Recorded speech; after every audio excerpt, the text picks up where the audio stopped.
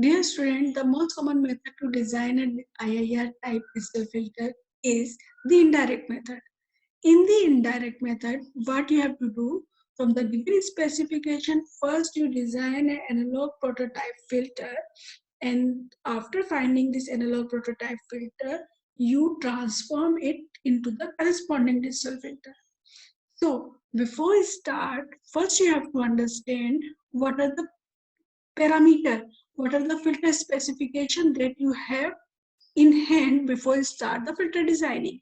So in order to better understand this, here I have illustrated practical shape of the filter response.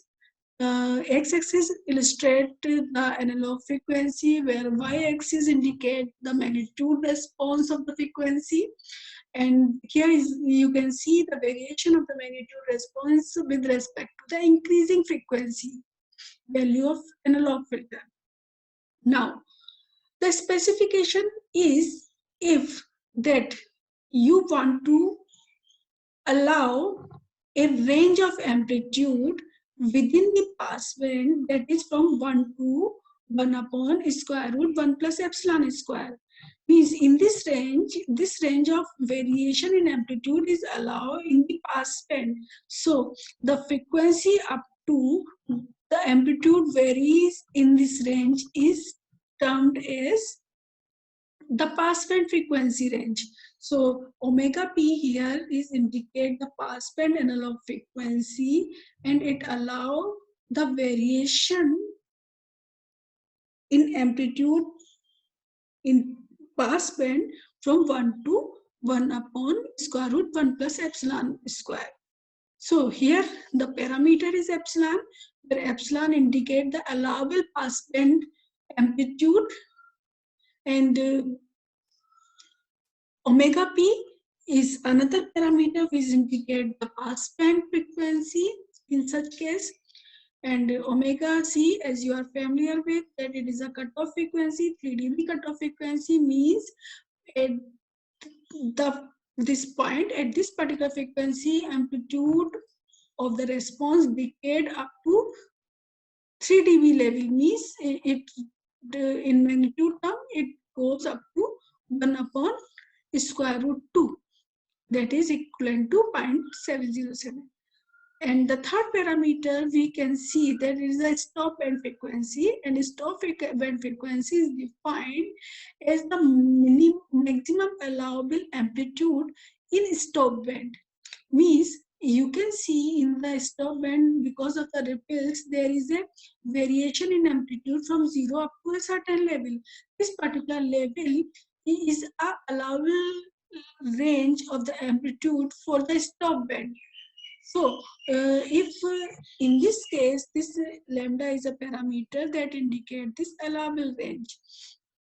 Now, if you want to convert this analog filter into the digital filter, meaning is that with respect to this frequency, you are using, in spite of the analog frequency, you are using the digital frequency.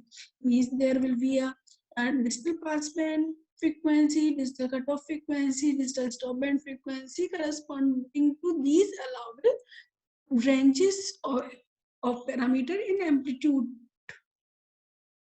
So omega p is the passband frequency in radians, omega is stop band frequency in radian, omega c is a 3 dB cutoff frequency, again expressed in radians.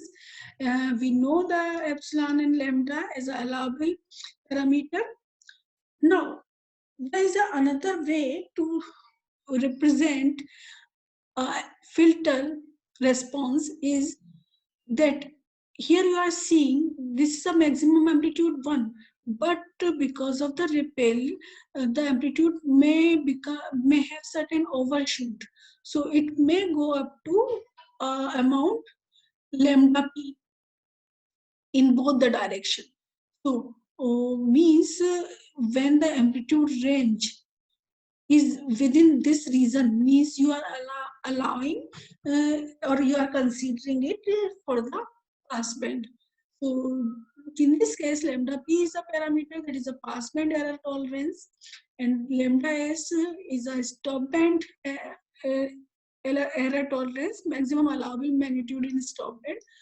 So this is another way to put the frequency response. In the previous case, maximum amplitude is going up to 1, where in this case, the maximum amplitude may overshoot by the amount delta p. So, if you know certain parameters, suppose you know delta S and epsilon, so means you have certain relationship to convert one parameter into the another parameter, so that you may start the designing of a filter. So these are the formula for converting one. If you know one, you may convert it into the another.